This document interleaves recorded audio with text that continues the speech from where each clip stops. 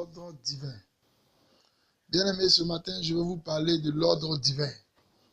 Il est important que vous sachiez qu'il y a un ordre divin dans le ciel et sur la terre. Un ordre que Dieu a créé. Quand tu lis la Bible, tu constates que Dieu veut être au commencement. Parce qu'il se révèle au commencement. Parce qu'il se voit au commencement. Parce qu'il aime le commencement. Tu aimeras l'Éternel, ton Dieu, de tout ton cœur, de toute ta force, de toute ta pensée, et de toute ton âme. C'est le premier et le plus grand commandement. Le premier. Encore Dieu devant. Au commencement, Dieu créa. L'homme n'a pas créé au commencement, c'est Dieu lui-même qui est créé au commencement, parce qu'il est encore le commencement. L'ordre divin. En ce jour du dimanche 27 août 2017, je voulais que tu comprennes qu'il est important que tu mettes d'abord Dieu devant, en toutes choses.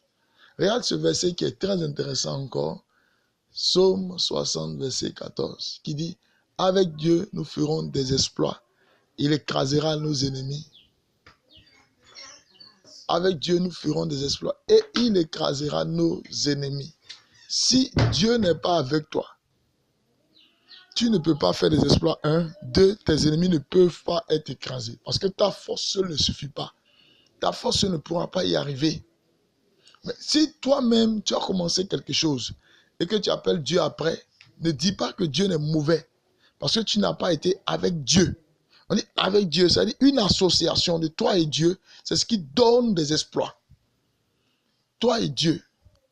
Tu te lèves, tu t'en vas prendre une femme, tu l'aimes, tu l'apprécies, tu es content d'elle, tu l'as tout approuvé et tu viens te dire Seigneur, je juste viens de te voir, permets qu'on se marie. C'est une information. Ce n'est pas une association.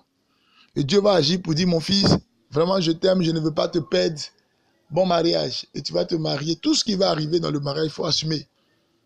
Parce que tu n'as fait qu'informer ton maître, ton Dieu, ton créateur. Tu n'as fait qu'informer ton mentor. Tu n'as fait qu'informer ton père spirituel. Tu ne l'as pas associé, tu l'as informé. Tu l'as informé. Et quand une nouvelle vient comme une information, elle est reçue comme une information, elle est travaillée comme une information, elle agira comme une information. Mais lorsqu'elle est reçue comme une association, elle va aussi travailler comme une association, pour donner le résultat d'une association. Et Dieu veut qu'on l'associe en toutes choses avant d'y commencer. Avant d'y commencer. Et ce que je voulais te conseiller, c'est que pour réussir un mariage, il faut commencer d'abord à comprendre qu'il faut associer. Je prends l'exemple de cet homme, ce grand homme Jacob. Jacob, le père de Joseph, le père de 12 tribus. Regarde son histoire un peu. La Bible dit que lorsque son père voulait donner l'héritage à Isaïe, sa mère vient lui dire, voici que ton père âgé veut bénir Isaïe. Et moi, je veux que c'est toi qui reçoives cette bénédiction. Jacob dit, mais je ne suis pas venu. Elle dit, viens, écoute ma voix et je vais endosser toute la malédiction. Fais ce que je dirai, plutôt, et je vais endosser toute la malédiction. Fais ce que je te dirai. Marche dans ce que je te dirai. Accomplis ce que je veux. Et tout ce qui va venir comme malédiction va retomber sur moi. Qui elle est pour son fils? Elle est sa mère. Non seulement biologique, mais elle aussi sa mère spirituelle. Parce qu'elle le conduit dans sa destinée prophétique. Elle le conduit dans la volonté parfaite de Dieu. Parce que dans ses entrailles, elle avait ressenti que cet enfant était particulier. Il était spécial. Donc elle connaissait le devenir de cet enfant par rapport à Israël, le grand peuple. Et voilà pourquoi, s'associant avec ses parents, disent, va chez ta mère pour prendre une femme. Ne va pas à Canaan. Ne prends pas parmi les Canaanites, comme ton frère l'a fait. Et qu'est-ce qui va se passer? Jacob va devenir l'homme qui est le père d'Israël. Bien-aimé, il est impératif que tu comprennes l'ordre divin. Parce que si Dieu est au commencement, il sera aussi à la fin. Parce que son nom, c'est l'alpha et l'oméga. Le commencement et la fin. Voilà pourquoi tu ne retrouves pas Dieu dans tout ce que tu fais. Et tu es surpris que tu ne fais que l'appeler, il ne vient pas. Parce qu'il n'a jamais été au commencement de tout ce que tu fais. Il est maintenant l'heure que tu t'arrêtes et que tu comprennes. Tu commences à calculer. Qu'est-ce que j'ai déjà fait où je n'ai jamais mis Dieu au commencement? Te repentis sincèrement pour le mettre au commencement afin que ton histoire s'écrive. Parce que tu as appelé à régner. Tu as appelé à régner. Tu as appelé à devenir ce que Dieu a dit que tu es. Regarde bien, il dit, nous sommes son ouvrage. Ayant été créé en Dieu pour de bonnes œuvres que Dieu a préparées d'avance. Si tu l'associes, il te dira, mon fils, voici ce que j'ai préparé d'avance pour toi. Éphésiens 2, verset 10. Voici ce que j'ai déjà préparé. Voici la femme que j'ai déjà préparée. Voici l'emploi que j'ai déjà préparé. Voici le terrain que j'ai déjà préparé. Voici le chemin, la croisade, les conventions. Voici même la société que je veux t'inspirer parce que je te vois comme le leader de cette société. Voici la pensée que j'ai. Voici la capacité que j'ai mise en toi. Regarde bien. Quand on regarde dans l'histoire des enfants d'Israël, souvent, on pense que c'est parce que ce n'est pas de notre capacité que Dieu va nous utiliser. Comme tu as la capacité, tu crées ton entreprise et puis après tu dis, oh Dieu, mais ça ne marche pas, ça ne bouge pas. Pourtant, je suis qualifié dans le domaine. Mon frère, le fait d'être qualifié ne veut pas dire que tu as l'approbation de Dieu pour exercer ce domaine devant Dieu et devant les hommes.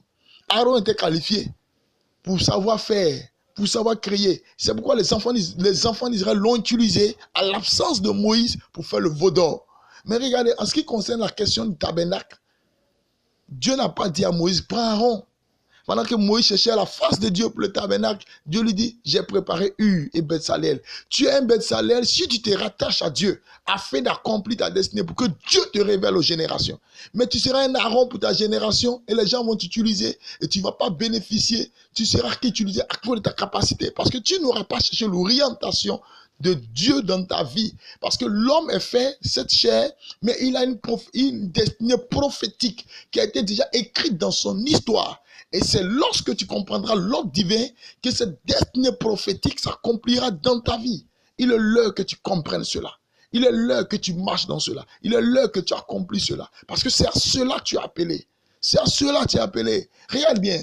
Jésus dit à ses disciples, quand je vous ai envoyé sans sac, sans bourse, sans souliers, avez-vous manqué de quelque chose? Il répondit, de rien. Frère, regarde bien. Quand je vous ai envoyé, en réalité, si Dieu t'envoie une femme, tu ne manqueras de rien. Si Dieu t'envoie des enfants, tu ne manqueras pas d'argent pour pouvoir les élever, pour pouvoir les donner même la santé, pour pouvoir les donner même l'éducation qu'il faut.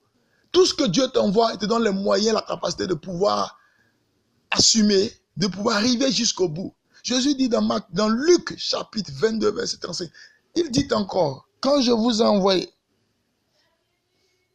sans bourse, sans sac et sans souliers, avez-vous manqué de quelque chose? Il répondit, de rien.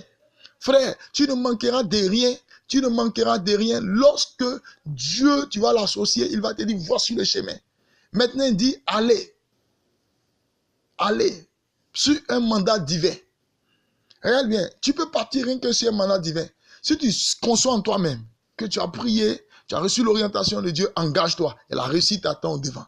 Mais si tu conçois en toi-même que tu n'as même pas encore prié, tu n'as même rien entendu de Dieu, ce n'est pas la peine de t'engager. Parce que nous ne sommes pas en train de vivre une vie d'erreur, une vie d'échec. Regardons à l'excellence. Regardons aux objectifs. Regardons à ce que Dieu est en train de faire. Tu es sur la terre pour un but, mais cela va s'accomplir au travers de toi. Lorsque tu vas comprendre les principes, les grands principes de l'ordre divin, et cela commence par t'associer avec Dieu. Cela commence à mettre Dieu au devant de toutes choses, même le mariage. Regarde bien, dans une entreprise, prenons comme exemple ce que nous faisons, le travail séculier. Dans l'entreprise, lorsqu'on te donne une voiture de service, et que tu prends la voiture pour aller au village, tu prends la voiture pour aller rendre visite à tes amis, tu prends la voiture pour aller chercher ta femme, tu prends la voiture pour aller prendre tes enfants à l'école. Quand la voiture manque de carburant, qui doit mettre? Ce n'est pas la société. Parce que tu n'es pas en train de travailler pour la société.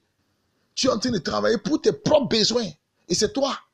Et s'il arrivait qu'un accident te trouve hors service, tu es responsable, seul responsable. L'entreprise se désengage bien que tu es dans leur voiture. Et encore, tu vas réparer la voiture. Tu risques même de perdre ton poste à cause de la voiture d'entreprise que tu as endommagée. Et je t'interpelle, toi qui as l'habitude de faire de telles choses, arrête ça. Il est maintenant l'heure que tu comprennes l'ordre divin pour comprendre que Dieu ne fonctionne pas comme ça. Et si les hommes ne fonctionnent pas comme ça, c'est parce que Dieu qui a cette pensée les a donné cette mentalité. Et si les hommes ont cette mentalité de Dieu, à plus forte raison, celui qui a donné la mentalité aux hommes, cette pensée aux hommes, d'agir de telle manière, comment il agira vis-à-vis de toi? lorsque tu vas l'oublier dans ce que tu vas faire, lorsque tu vas l'oublier dans tout ce que tu es en train de construire, lorsque tu vas faire, regarde, Dieu n'est pas contre les tours, Dieu veut que nous construisons parce qu'il nous donne la connaissance. Mais la Bible dit, les fils des hommes sur la terre étaient en train de bâtir une tour qui allait toucher Dieu. Parce que eux, ils voulaient se comparer à Dieu. Ils voulaient être l'égal de Dieu. Ils voulaient être au même niveau que Dieu. Il dit, construisons une tour qui arrive jusqu'au sommet du ciel. Nous devons toucher Dieu. Tu veux toucher Dieu, ce qui n'était appelé, ce n'est pas la peine. Comment Dieu veut que tu le touches, ce n'est pas construire une maison pour y arriver. C'est en fléchissant les genoux pour prier. C'est en l'adorant. En apportant une offrande. En apportant une louange d'adoration. Une louange d'adoration. Une louange de cantiques, de chants retentissants. En lisant sa parole. En pratiquant le bien. En te souvenant des veuves, des orphelins. Voilà comment Dieu veut que tu le touches. En le créant selon sa parole.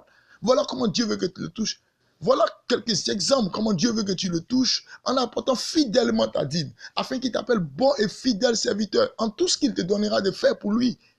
Mais non pas en construisant une maison pour pouvoir le toucher au ciel. Tu n'as pas encore atteint le but de ta destinée. Tu n'es pas encore arrivé là où tu dois arriver. L'ordre divin. Et je parle à quelqu'un ce matin. Tu te plains. Tu as connu beaucoup de dégâts. Tu as connu beaucoup d'échecs. Tu as connu beaucoup de problèmes dans ta société que tu es en train de faire. Certainement, ce n'était même pas toi que Dieu voulait que tu sois le directeur. Dieu voulait que tu sois un fondateur, mais quelqu'un allait venir pour superviser. Parce qu'il avait la grâce de le faire. Il y a des bêtes salières autour de vous que vous n'avez pas à discerner. Pourquoi? Parce que vous pensez que vous êtes larron.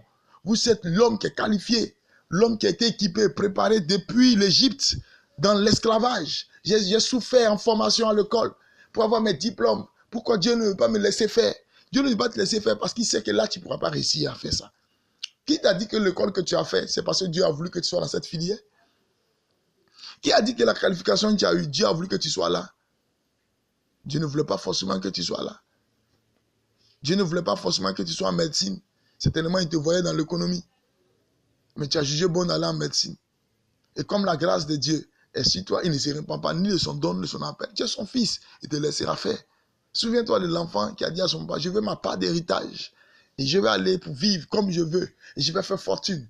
Il est parti, il a vécu comme il voulait. Et la Bible dit, il est revenu, non seulement pauvre, sans rien. Mais à cause de lui, la famine est arrivée dans un pays où il est arrivé. Nous pouvons créer même des problèmes aux gens parce qu'ils ne sont pas en train d'obéir à l'ordre divin. Combien de problèmes nous avons créés à notre pays? Combien de problèmes nous avons créés à nos sociétés? Dans la ville où nous sommes, dans notre propre famille, parce que nous n'obéissons pas à l'ordre divin.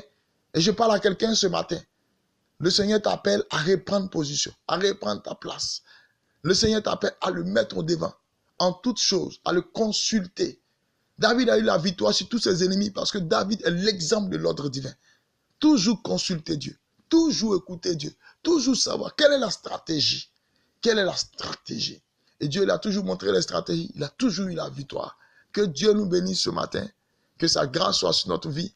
Et je dis que ta vie ne sera plus la même. Je commande que tu prennes l'envol comme l'aigle parce que tu commences à obéir à l'aigle divin.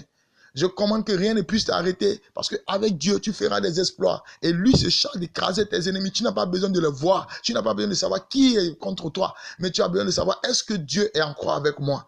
Est-ce que Dieu est toujours avec moi? Est-ce que ce que je fais, Dieu a sa main dedans? Il a approuvé. Il est là. Il est d'accord. Il m'a donné la pensée. Est-ce que cette pensée est de Dieu ou des hommes ou de moi-même? Mais cette pensée glorifie l'Éternel pendant que nous sommes ensemble. Est-ce que ces calculs que je suis en train de faire répondent à ses ententes? Est-ce que le projet que j'ai encore pour 2020 répond à ses ententes? Est-ce que ma position en tant que leader pour recruter les gens, ceux que je vais recruter sont dans le plan de Dieu pour la société? Si tel est le cas, je déclare sur toi la grâce de Dieu. Je déclare sur toi une abondance. Je déclare sur toi l'émergence. Je déclare sur toi un succès éminent. Je déclare sur toi la faveur imméritée. Je déclare sur toi la grâce, la grâce, la grâce, la grâce. Ainsi soit-il dans le nom de Jésus. Que Dieu vous bénisse et que son nom soit béni et que la gloire de Dieu vous accompagne dans tout ce que vous faites et que vous devenez ce que Dieu veut que vous soyez sur la terre des hommes. Afin qu'en son nom, par vous et au travers de vous, le nom de Dieu soit connu par vos témoignages. Et quelqu'un dira, voici un fils de Dieu qui est en train de réussir. Qu'est-ce qu'il a fait? Quel est son modèle? Quel est son exemple? Et tu diras, c'est parce que je suis avec Dieu. Il est avec moi. Et nous sommes toujours ensemble. Ainsi soit-il, au nom de Jésus. Amen.